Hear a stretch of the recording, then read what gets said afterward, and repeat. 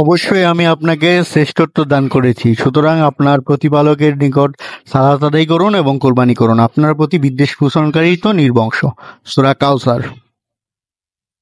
নিবিড় traveling presents block fair of ডোরমট।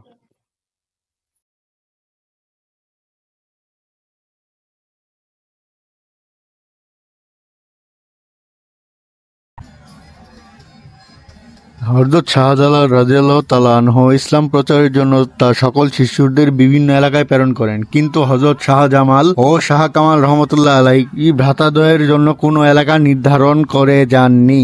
ভ্রাতাদ্বয় হযরত শাহজালাল রাদিয়াল্লাহু তাআলা আনহু এর পটভূমি সিলেট থেকে উশতি আরোহণে বের হন। কুমিল্লা থেকে ৮ মাইল দূর উটটি হাটুগেড়ে বসে।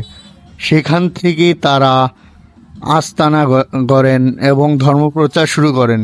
এই জন্য এই জায়গাটির নামকরণ করা হয় হাটুগাড়া। ভ্রাতাদ্বয়ের আদি বসতি ইয়ামেন বলে জানা যায়। এই দুই ভাই যখন ধর্মপ্রচারের জন্য এ উপমহাদেশে আসেন, তখন মদরে মা এক এক মুষ্টি মাটি হাতের তুলো দিয়ে বলেছিলেন, এই মাটির সাথে যে জায়গার মাটি মিল পাবে সেই জায়গা থেকে তোমরা ধর্মপ্রচার করবে।